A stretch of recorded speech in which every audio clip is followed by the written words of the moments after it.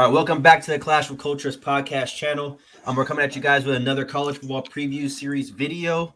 As you guys can see in the title above, we're going to be previewing the Oklahoma Sooners today.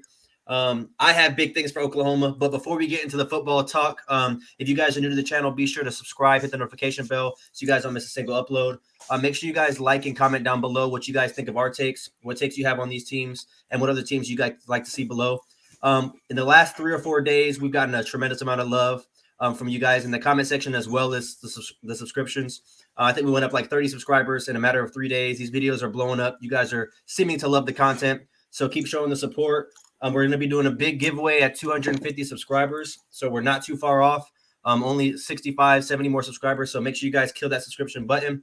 But like I said, we're going to be talking about Oklahoma today. So, Dad, what do you think about Oklahoma? And what is your outlook on them for this year? Yeah, I think the first part we got to talk about is last year. As we all know, Brent Venables came in as the head coach. And what we'll say is relieving Lincoln Riley as Lincoln Riley moved to USC. Now, we know that Oklahoma went 6-7, had a really rough stretch where they lost a number of games in a row. But I think we also have to remember what Brent Venables was up against when Caleb Williams leaves, when Mario Williams leaves, a bunch of players, and we can continue to go down the list. Latrell McCutcheon, a number of players transferred out, and really he was almost rebuilding that roster. So I expect them to take a step forward, and I expect it to be. And when I say significant, again, they were 6-7 last year. I expect them to be significantly better than last year. I don't necessarily have them in that college football playoff picture. And there are some things I'm concerned about. They lost Eric Gray, who dang near went for 1,500 yards last year. They lost Marvin Mims. They lost their tight end, Braden Willis. So there's some things that they are up against. But the thing that you got to love is they do have a very good recruiting class. They were able to get some players out of the portal. So like I said, I do expect them to in their second year in Brent Venables' system, his second year as a head coach, as they kind of recover from all the people that left Oklahoma to go either with Lincoln Riley or somewhere else after Lincoln Riley left. I think this is the beginning of the recovery for them. Yeah, so those of you guys who know, I say this in almost every video. I'm a huge Clemson fan. I'm a huge Brent Venables fan. As you guys can see, I got the Clemson Tiger Funko Pop right here that my dad gifted me. It's the only Funko Pop I own. But Brent, I'm a huge Brent Venables fan. It was very disappointing seeing them go 6-7 last year. I think they dropped, obviously, a lot of games they shouldn't have dropped. I think this is going to be – I'm going to start off this video with a hot take right off the bat. Oh, okay.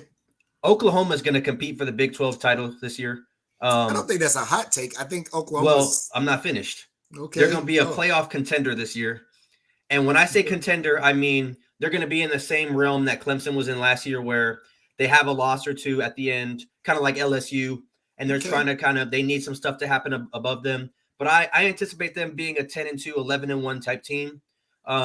They have, in my eyes, they only have a few tough games, which would be Texas, Oklahoma State, TCU. I think those are the only real games they have to worry about. Now, again, the Big 12 is always seeming like that conference that anybody can beat anybody. Yeah. And they do have the kind of non-division format in that conference where the best is going to play the best. And we saw that last year where it was kind of like Jenga blocks. Everybody's falling every week. You saw TCU fall in the Big 12 championship. So I think this could be the year where Brent Venables kind of solidifies himself as a above average head coach. He had a terrible start last year, but you kind of named how he lost. Lincoln Riley took all the players with them, and he lost all those guys. You already named Marvin Mims, Eric Gray, Braden Willis. He also lost Theo Wees coming into this next year. He won't be having Theo Wees. He had 400 yards, 4 touchdowns. But they did add a lot in the transfer portal, like you said, just to name a few guys. Andrew Anthony, 3-star wide receiver from Michigan. Yeah. Walter Rouse, 4-star offensive tackle from Stanford. Caleb Schaefer, 3-star offensive guard from Miami of Ohio.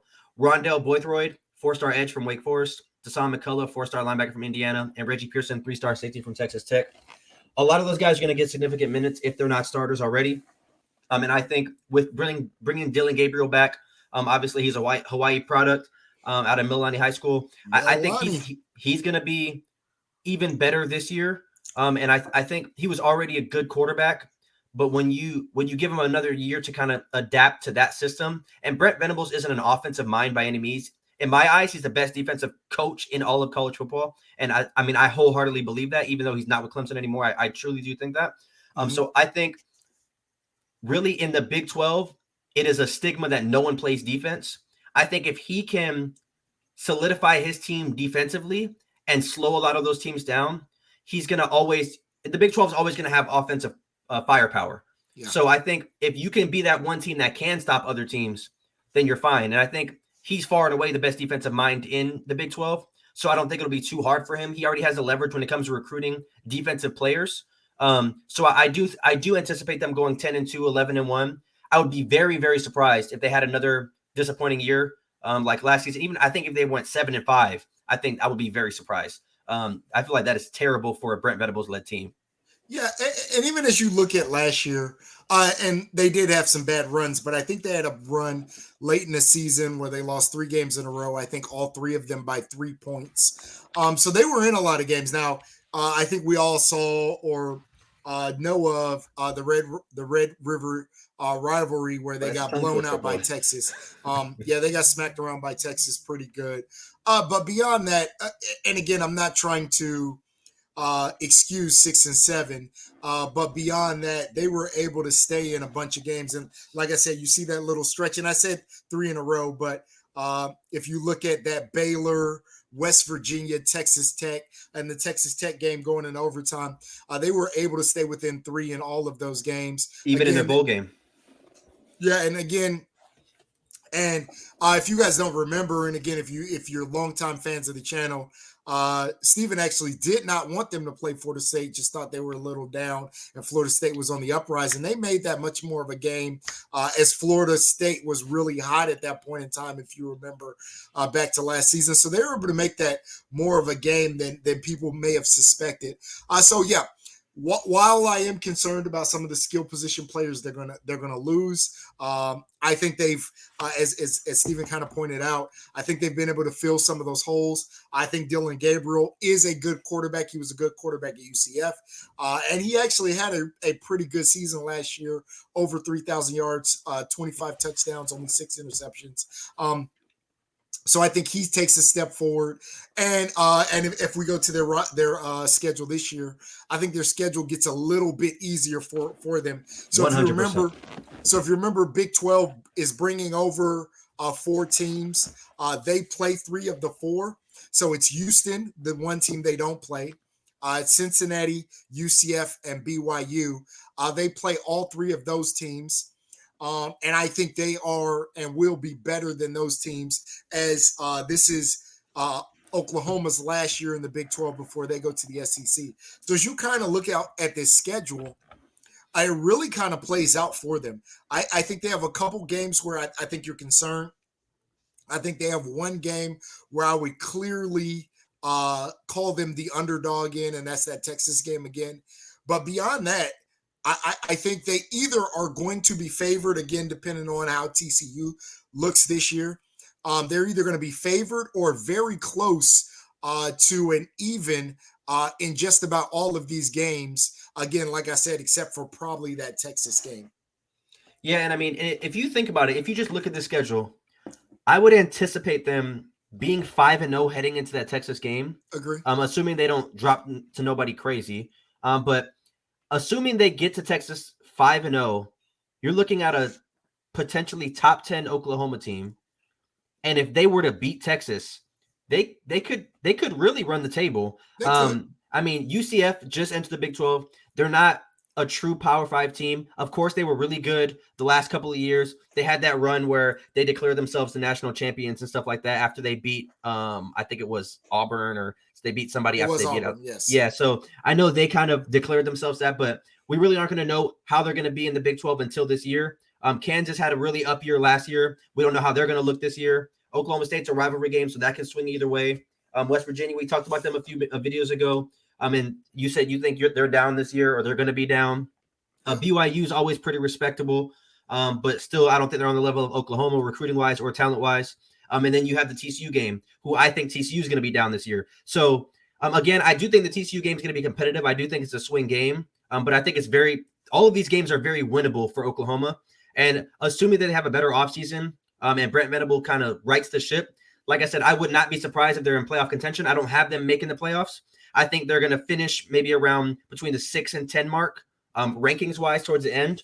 I will say this: I would be a little surprised if they finish the year undefeated, just because they are a kind of inexperienced team. Dylan Gabriel is a little bit inexperienced when it comes to playing it in like the primetime games. Well, I wouldn't call Dylan Gabriel's like a super senior. I mean, Yeah, especially but when you consider UCF. But I mean, so he played at UCF, but I mean, when I say like for playoffs is what I mean. Like okay, he hasn't played in a game where like the Big 12 title game where okay. you like Max Dugan last year, like that kind of spotlight where the eyes are on you and it's either you're going to make it into the championship or your conference is not going to have an appearance. So when I say an inexperience, that's more so what I mean. Obviously, Brent Venables has multiple championships under his belt as a defensive coordinator, so he knows what it's like. He knows what it's like at the spotlight, in the peak of the mountain. But I don't know if anybody else in this team really has that experience. I could be wrong. I don't know in depth their coordinators, or like their offensive Well,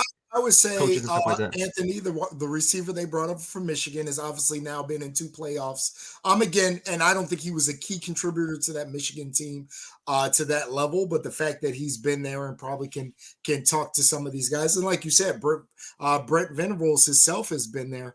My concern as I look at this schedule is I think much like last year, the Big 12 has a bunch of Average good teams. Yeah. Very, good teams, but not great teams. So the reason I say that is because I look at this schedule, and I think you could say this with a bunch of Big 12 teams. The floor versus the ceiling is probably the highest, right? Like Steven mentioned, I could easily see Oklahoma getting on a run, getting some confidence, and going 11-1, 12-0. But I can also, as I look at this schedule, if I was just to count games that, and all I'm going to say is that they could lose, not that they should, but that they could lose. I could say Cincinnati, Texas, UCF, you could say Kansas, you could say Oklahoma State, you could say BYU, you could say TCU, you could say. So there are a bunch of games that, again, I think they're going to be favored in. I think they're going to find a way to pull out a majority of those games. But I would not be surprised if Oklahoma both is able to maybe pull off an upset against Texas, but that they drop a game or two against teams that maybe they're favored against. So what would be your final prediction? If you had to say, give me a win-loss, kind of like where you see them. Yeah, I'm going to say 8-4, 9-3, somewhere in there. I if I had to put money on it, I would say 9-3.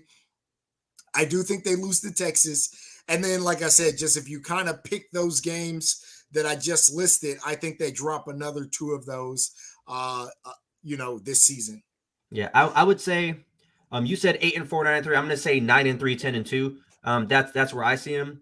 I think 9-3. You're right. It's more realistic. But like I said, I would not be surprised if they went, 7-5, 8-4. I think that would be very disappointing if they went 7-5, and then if it went 11-1, that would be pretty crazy as well. And I wouldn't be shocked if they went. And this was at the end of the year. If you told me Oklahoma was 11-1, it wouldn't be shocking to me. Just like I said, to me, I don't think I'd be shocked if they were 7-5. I don't think I'd be shocked because I think this conference and this team, they could go either way.